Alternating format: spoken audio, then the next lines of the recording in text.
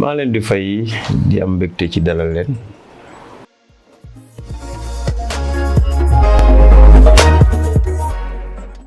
Yoro Ndiaye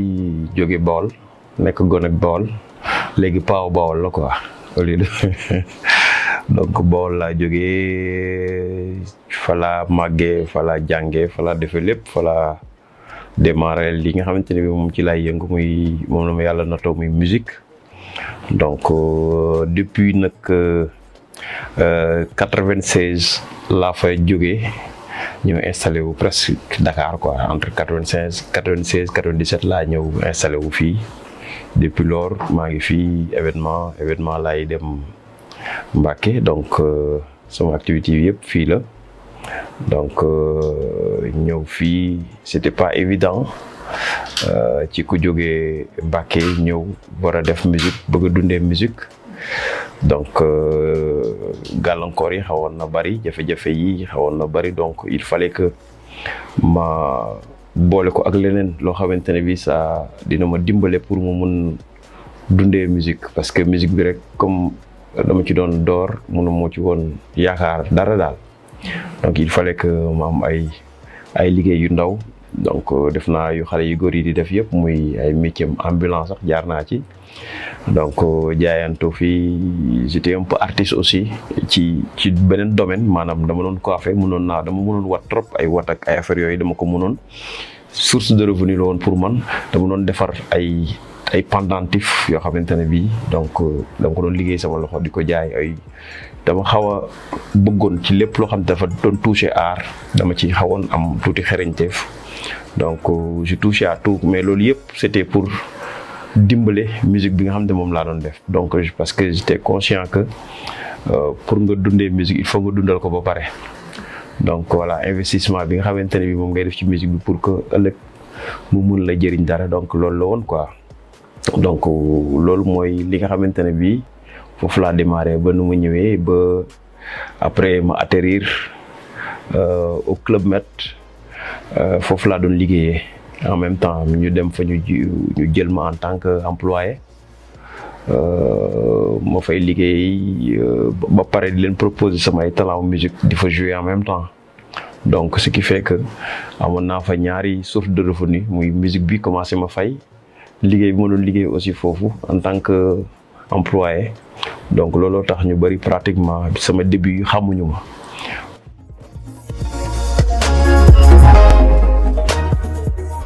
Vision bi moo nekkoon dundal sama passion man parce que musique bi ma si dugg en fait lu ma yàlla natoo la laay wax comme c'est-à-dire xëy na damay def musique c'est quelque chose qui est venu en moi en grandissant je me rendais compte que j'étais en train de devenir musicien musuma toog décréter ne un jour je veux devenir musicien dama nekk di màgg comme bi ma nekkee xale di jouentu ay tuk si ngalam di foyer instrument di woyantu ba ni ma nekkee musicien. Donc du coup passion la boo xam ne j'avais envie de dundal ko bi ma demee ba benn ay année 2000 maa ngi commencé de jouer nit yi di ko jël au sérieux ma commencé de jouer ci ay public nit ñi di ko il fallait que nga xaw ko professionnaliser tuuti loolu moo indi woon sababu ñu créé yoon wi ku ne xam na ne yoon wi moom c'est parfois parsemé d'embûches xam nga day bëri ay jafe-jafe donc ñun ñoo ko décidé woon man ak suma benn xarit boo xam ne Thierno Sarr moom mooy l'actuel bassiste de Youssou Ndour on a démarré ensemble à l'orchestre régional de Diourbel donc moom aussi ñëw rejoindre ma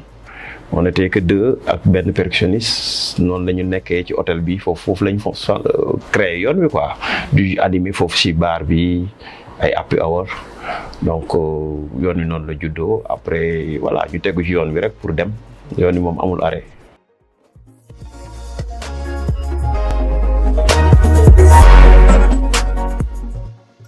Musique bi may def mooy je m'exprime j'essaie juste de m'exprimer quoi c'est-à-dire comme li may wax man chaque jour je prends l'exemple des peintres c'est-à-dire su ma xëyee am envie peindre benn tableau li ma sama inspiration jox rek loolu laay def quoi c'est-à-dire tëbuma tëb rek ne damay def lii wala ma sinon en fait day nuru toppandoo lu nii loo fi def rek presque ñu bëri def nañ ko li ma sama xel jox li nga xam ne tëdd naa xalaat ko guddi wala ma toog jékki-jékki mu ñëwal ma loolu laay mooy doon sama expression moom laay fésal moom laay wone quoi waaw tout le temps nag parfois di nga bàyyi xel ñi la tàmm di déglu dinañ am peut-être nu ñuy bëggee nu ñuy gisee mais du loolu mooy jël le pourcentage bu gën a rëy bi quoi sinon après tu seras dootoo nekk original donc man j'essaie toujours d'être original nekk moi-même boo ma déggee nga xam ne ça c'est du Yoro j'essaie pas de copier aux autres donte dinaa am tuuti ouverture nag par rapport au monde par rapport ak ni tendance musique fi mu toll tendance yooyu mais tout le temps gardant sama ay origine sama originalité ak sama ay racines aussi quoi.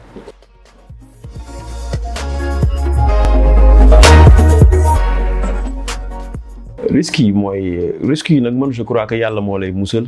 ak éducation de base aussi je crois que lépp ci base bi la c'est-à-dire buñ la yaree nuñ la war a yaree nga jaar fi nga war a jaar am parcours bu bon yàlla rek mooy muccal nit quoi bu mucc ayib yàlla mun na laa boo góorgóorloo tuuti am mental bu xaw a dëgër tuuti yàlla mun na la dimbale ci milieu bi nga xam te ne moom lañ nekk donte milieu bi daf xaw compliqué milieu la boo xam ne c'est pas évident donc liñ ci paay di tere yëpp mu ngi si xam nga yow nag en tant que individu yooyu yaay xam lan moo la ci dugal fan nga jógee fan nga bokk voilà donc loolu mooy say cëslaay na nekk valeur yi nga xam te moom moo ne ci yow quoi.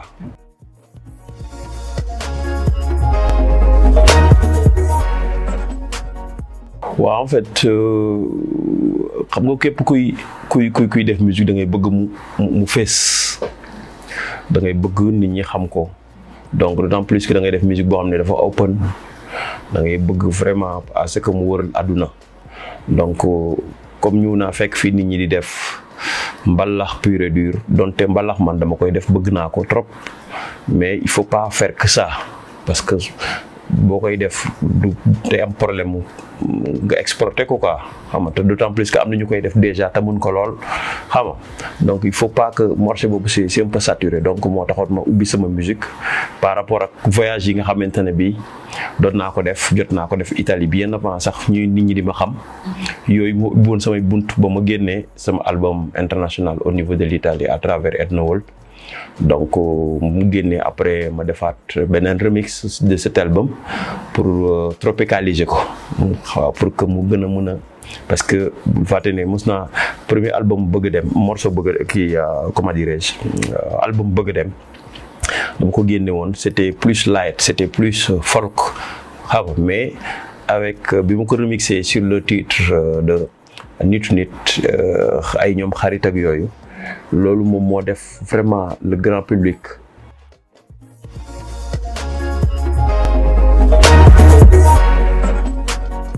bon stratégie bi day wax dëgg yàlla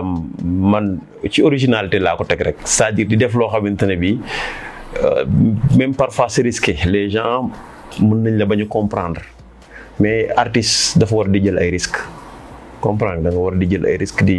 di challenge sa bopp ci ay mbir. que peut-être mën na dox c'est-à-dire amul pertement de toute façon ça à chaque fois que ça marche pas ça t'apprend xam nga bu doxul ngay jàngee ci échec boobu après pour nga dem def leneen xool qu'est-ce qui n'a pas marché pour que nga voilà donc man originalité lay seet c'est-à-dire du ma xool tout le temps li tendance yi ak li nit ci bëgg trop donte naa ci bàyyi xel mais j'essaie d'être moi-même j'essaie de chercher foo xamante ne peut-être gars yi nekkuñ fa ma démarche ma xaw a décaler tuuti pour voilà pour loolu moo nekk mos a nekk sama stratégie originalité quoi je veux dire.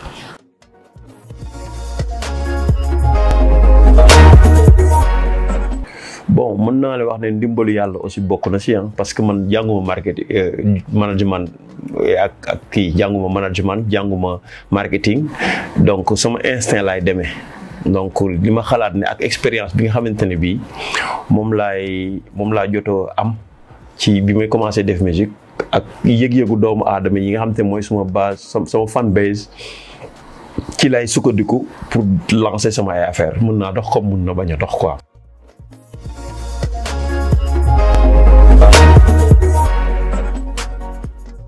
waaw man à chaque fois que ma génnee benn affaire bu bees dina am ñoo xamante ne bi dinañ yokk ci ñi nga xamante ne bi doon nañ ma déglu avant J'essaie tout le temps, je suis en quête de recherche et de nouveauté. Chaque fois bay def dara damay fexe ba lu amul woon ci bii ma wuti feneen leneen dolli ci loo xamante ne bi peut-être mën na intéresser keneen quoi.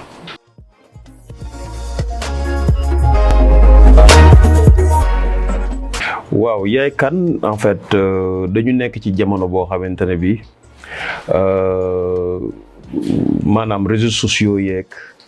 daf ñu envahir ñu nekk ci village planétaire boo xamante ne bii dañuy subir ay yeneen influence yeneen culture dañ koy subir bu baax a baax ñu nekk moment boo xamante ne bi nit ki dafa war a définir moom mooy kan sinon li doon wax ci rendez-vous de donner et de recevoir yow doo am dara looy joxe il faut nga xam d'abord yow yaay kan fan nga jógee xam nga su ko defee bu ñu nekkee ci pencum joxe ak jokkalante yow nga indi li nga moom en fait loolu mooy indi ma gëstu ci albumu Yaay Kane nga xam ne dañ ciy fésal identité donc démarche bi c'était très difficile parce que album la bu différent ak album yi ma doon def c'est très très très différent par rapport ak démarche bi par rapport ak recherche yi mooy li ma doon wax challenge bi nga xamante ne moom laa doon def sama bopp boo xoolee moom la nit yi moo gën a moyen xam ça fait 1 an bi ma ko génneeg léegi am na ñoo xamante ne bi ñu bëri xamuñu ne album bu génne parce que dama ko génne dugal ko en fait génnul amul support album bu amul support physique ci plateforme de téléchargement yi rek la nekk pour le moment et effectivement parce que c'est un album international par rapport ak li ma ci doon wut mooy percé delluwaat sur le plan international c'est-à-dire ci les festivals xam nga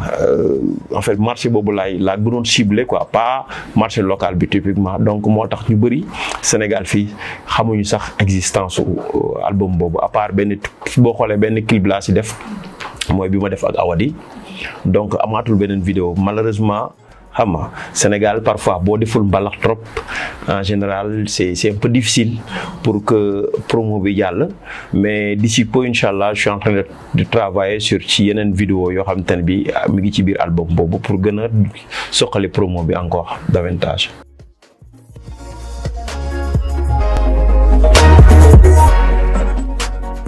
waaw défi bi nga xamante ni moo gënoon a mag mooy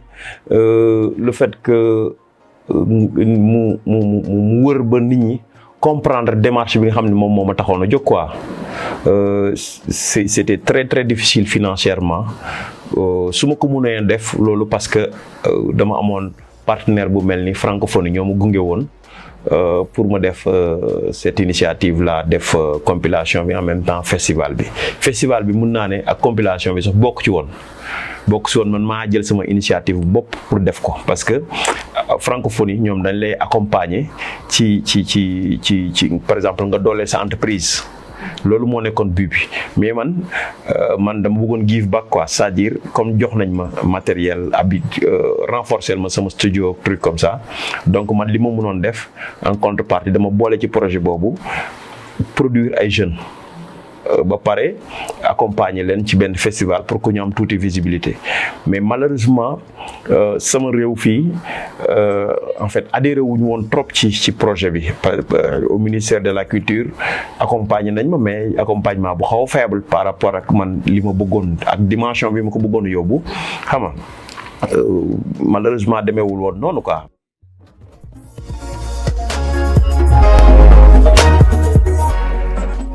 waaw ñoom en fait day am yoo xam ne am na loo xam ne appel à candidature la am na yoo xamante ne bii aussi da ngay dem ci seen site chaque jour seen site yi dafa am ay projets yu fa nekk yoo xamante ne bi mën nga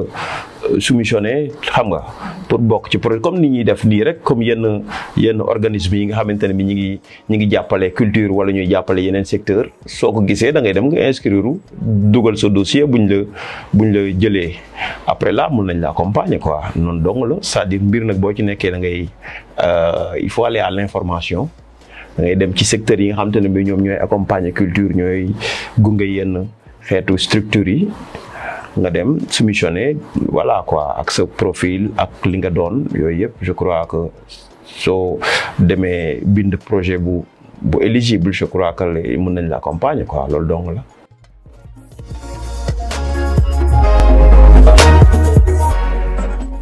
mais il faut s'entourer parce que du ñëpp la yàlla may peut-être nekk artiste bu pare xarañ ci yenn dugg-dugg yi donc il faut s'entourer jege yenn nit ñi nga xam te mën nañ leen gunge mën nañ leen accompagner bindal leen ay projet mën nañ leen teg ci yoon pour que ñu mën a am accès ci yenn financement yi mën a am accès ci yenn accompagnement yi.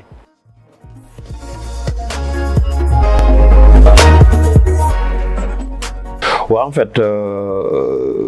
New Africa Production dafa nekk benn structure boo xam ne maanaam ci tournée monter ay ak agent la quoi en quelque sorte boo xamante ne bii daf lay permettre nga mun a am accès ci yenn festival yeeg yooyu ak yenn showcase yi donc loolu moom ma permettre woon en 2011 pour que ma mun a dem Global Fest marché de musique yoo xamante ne bii comme genre foire lay doon quoi. Là il y a les promoteurs il y a les journalistes culturels qui sont là et puis dañ lay jox scène pour que nga exprimer wu à travers là les festivals vont te contacter bu ñu intéressé woo ci li ngay def quoi. Donc c'est des showcases yoo xamante ne bi moom laay conseillé nag nee na c'est que il faut que jeunes yi nga xamante ne ñu ngi fii di def musique il faut que ñuy nangu di dem ci showcase yi par exemple mënoo nekk musicien wala nga nekk un chanteur boo xam ne da nga bëgg a génn au-delà des frontières ba pare te doo dem ci foire yi c'est-à-dire exposition yi par exemple fi nga xamante ne foofu la ñuy wonee musique internationale pour que nga mën a dugg ci nan laa la mën a expliquer nga mën a dugg ci yenn agents yi mën la gis quoi mais bu fekkee da nga ñëw juste toog fii di sound mën nga di def chaque jour boo génnee album am ay millions de vues nekk star partout au Sénégal mais doo mos a jouer ci yenn festival yi loolu moo dal suñu artistes yu bëri am ñoo xam te ne bi c'est des stars ay ngandimaamu star lañ fu ñu dem ci Sénégalais yi ñoo leen di suivre mais doo gis jamais ñu monter une tournée professionnelle c'est-à-dire une tournée quand je parle de tournée professionnelle mooy comme Youssou Ndour actuellement ce qu'il est en train de faire Youssou Ndour il est en train de remplir des salles ay salles yoo xamante ne bi tu vois que des Européens parce qu'il s'agit de vendre le Sénégal et de la culture sénégalaise lu ngay jaay comprendre c'est pas juste pour dem ci benn promoteur sénégalais qui t'organise une soirée et que les Sénégalais de la diaspora ñëw seetaan si la booba li ngay def génnul Sénégal quoi comprendre donc man je crois que démarche bi nga xam ne moom la suñu naataangoo musiciens yi nekk fii di war a def mooy dem vers ça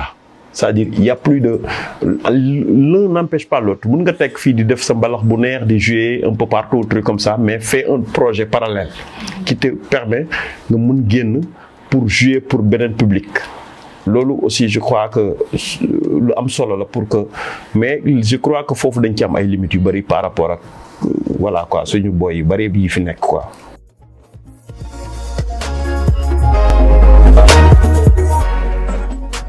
Ça m'a permis ci année bi ci topp ci été bi parce que hiver la Global Fest doon am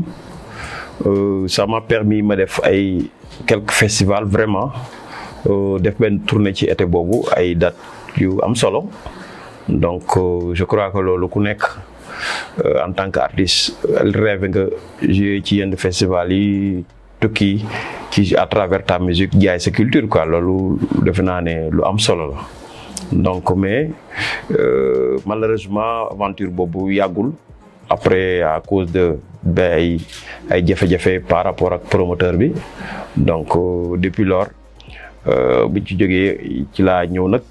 toog nekk ci sama bopp quoi ci laa créé d'ailleurs sax sama structure bopp pour que vraiment li nga xamante ni man dal na ma muy expérience bu xaw a jafe ma mën ko mën a ma mën koo partager je veux dire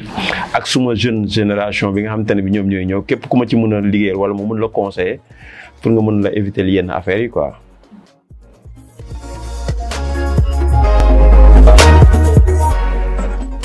waaw man en fait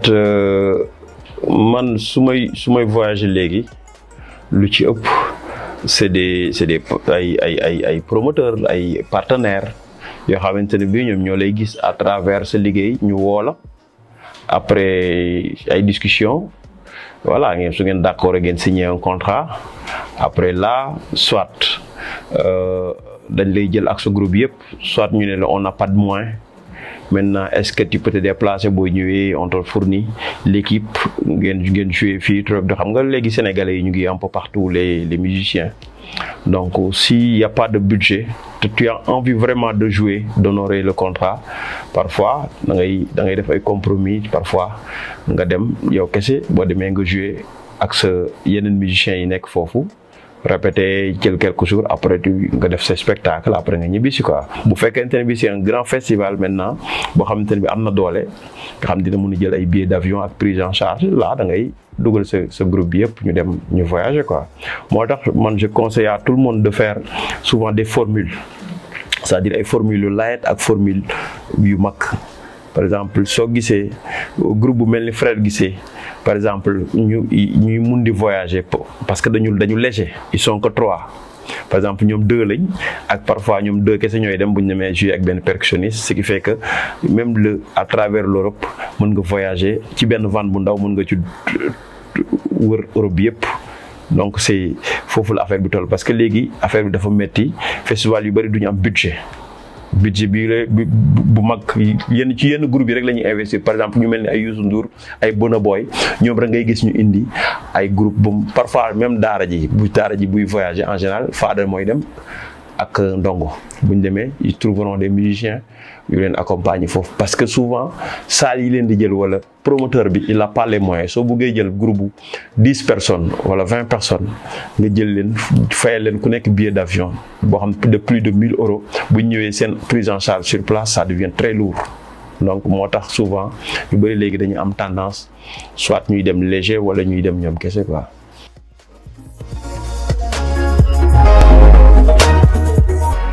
waaw Sina Awal day en fait collaboration bi à travers suma benn claviste moom moo xamante ñoom elle est franco-algérienne avec son mari moom mooy manager en même temps nekk en français. Donc ñoom ils étaient venus pour benn projet boo xamante ne bi dañu njëkk a ñëw pour enregistrer sama studio dañu ñëwoon en résidence def ay recherche par rapport ak mélanger seen musique ak suñu musique loolu moo leen njëkkoon indi boobu bi ñu ñëwee après vraiment ñu ñëw seetaan si ma sama concert bu ñëwee nag après vraiment la dame elle a voulu faire un duo avec man après voilà quoi ma ne ko pourquoi pas parce que man musique aussi partage la doo xam jamais ce qui marche donc il faut s'ouvrir soo gisee ay opportunité il faut nga partager ko ak nit ki bokk ay affaire challenge sa bopp ci yenn style yi donc loolu moo ko indi woon quoi. Donc moom mu def suñu single boobu bi nga xam te moom mooy Jéy la et puis bi muy ñëwaatee pour enregistrer son album aussi elle est revenue ici à Dakar sama studio ma boole kook ay des musiciens yu nekk fii ñu accompagner ko mu def résidence am def album moom ba mu yegg mu dem. Donc yooyu yëpp man j'ai l'habitude de faire des trucs comme ça, je fais plein de collaborations am na yoo xamante ne bii damay accueillir ay résidences te ba pare sax du ma si bokk. C'est-à-dire c'est des musiciens qui me contactent en tant que label suñ ñëwee man ma jël leen en résidence wutal leen fi ñu nekk boole leen ak ay musiciens yi ñu soxla couleur bu ñu soxla ab xalamkat wala genn kora après ñu dugg nekk en résidence travailler seen musique ba pare suñ bëggee enregistrer ñu fay ma enregistrer leen après ñoom ñu yóbbu seen projet dem seen yoon quoi. Je le fais souvent parce que souvent xam nga am na ay dëkk yu mel ni Canada Suisse yooyu seen artistes yi nekk foofu dañuy bind ay projet au niveau de leur ministère de la culture dafa am ay fonds léegi pour am fonds yooyu léegi il faut que am ñu nangu benn label bu leen accueillir fii léegi man souvent dañ may solliciter ma bindal leen que man maa leen di accueillir defal leen devis bu ñëwee temps la ñuy fay nangam ak nangam bu ñëwee maa leen di recevoir je fais ça assez souvent en dehors de voilà li may def man personnellement quoi.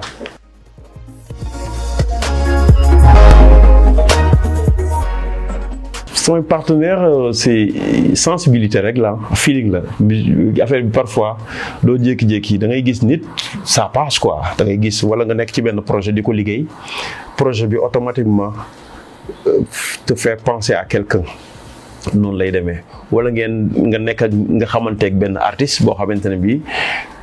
da ngeen di daje souvent le feeling passe wala muy ñëw sa scène bëf wala nga dem seenam bëf après voilà quoi mu créer benn alchimie léegi loolu mooy indi partenariat bi loolu la en général.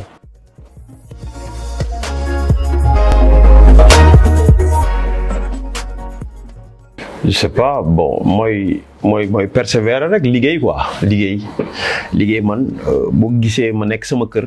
fexe ba créer fi sax ñëw teg fi samay affaire pour di liggéey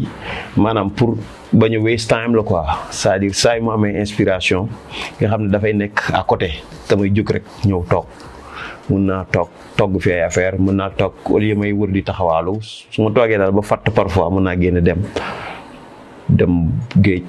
Wala ma dem sama benn copain naan thé pour décompresser mais bu dul loolu je reste chez moi je travaille il y a que le travail qui paie voilà donc liggéey la et puis gëstu fexe ba à chaque fois il faut éviter monotonie aussi c'est-à-dire fu ñu lay xaar chaque jour nga def benn affaire subaat nga encore servir nit ñi beneen affaire bi voilà wala fekk lu nit ñi def ba pare nga toppaat ci di def loolu mooy indi monotonie et puis nit ñi dañuy gaaw a lâché wu ci loolu quoi moo tax il faut ngay gëstu davantage quoi.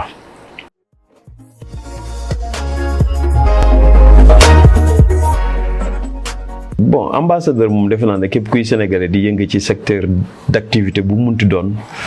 buñ la ko nomewul sax yow yaa koy def sa bopp yaay fexe ba taxawee ko c'est-à-dire foo dem di jëmmal Sénégal di doxee maanaam noo xamante ne bi dañuy wekk sa réew di fexe boo noo xamante ne bi da ngay yëkkati sa culture réew fexe ba vraiment doo def dara lu ñuy xeebee sa dëkk. Je crois que kenn ku ci nekk ànd ko ñu décréter ko ñu bañ ko décréter boo xasee bay génn mbaa ngay def benn secteur nekk ci benn secteur d'activité loolu maanaam lu war la quoi ci en tant que doomu Sénégal quoi.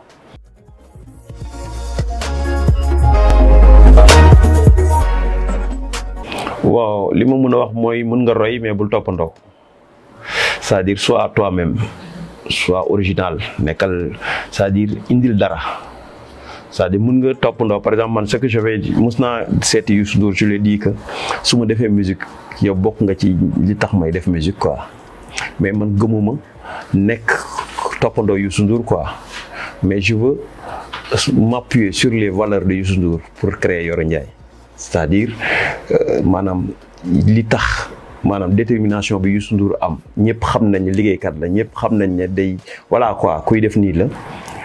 nga sukkandiku ci loolu parce que beneen Youssou Ndour mënul am c'est-à-dire mënoo fekk faux ak original ngay jël faux bi quoi c'est-à-dire autant yow nga jéem a créer nekk benn originalu quelque chose voilà donc boo xasee bay def musique mën nga dans tes débuts. mun nga def ay cover par exemple di woyantu yi li fi dina tax parce que c'est une grande école par exemple le fait ngay reprendre ay chansons yooyu mais souvent boo ci yàggee tuuti day tax ba sa créativité du ñaw quoi donc boo ci jaaree tuuti rek après léegi nag sonalal sa xel bi pour utiliser li nekk ci yow pour que léegi bu ko defee yow nga créer nit boo xamante ni identité bu bees parce que nit ñi dañu nekk en quête de quelque chose de nouveau chaque fois dañuy bëgg di renouveler li fi ne moo tax ma ne bul toppandoo xam mun nga roy nag loolu la quoi la may conseillé xale yi ñu nekk ñu gëstu quoi ñu gën a sonal seen xel yi bañ ji topp tendance lii mooy xew lii mooy dox xam nga donc après doo am créativité quoi il faut que ñuy sonal suñ xel yi surtout que c'est devenu maintenant ak IA bi nga xamante ne bi moom moo ñu dàpp boo góorgóorlu tuuti di nga dem ba mujj gi sa xel mi dootul day pare sa xam nga c'est-à-dire c'est le moment de l'approprier nga approprier wu IA bi c'est-à-dire di ko utiliser pour ci sa liggéey mais bul nangu comprendre moom mu naxasal sa xel voilà. Projet d'avenir yi mooy bon j'ai envie de fêter les 25 ans et les 25 ans d'ici peu je vais choisir une date je sais pas qu'est-ce que je vais faire comme événement pour le moment mais j'ai envie de marquer ça quand même bëgg naa ko def bëgg naa sortir quelque chose pour marquer loolu aussi. Donc voilà liggéey rek parce que mënu ma ne suma projet mooy liggéey chaque jour maa ngi projet bu bees chaque jour maa ngi ci créativité chaque jour maa ngi ci à part ça daal à part mun naa wax événement yi maa ngi nekk ci projet yu bees chaque jour quoi. Merci man maa leen di remercier ci ñëw bi.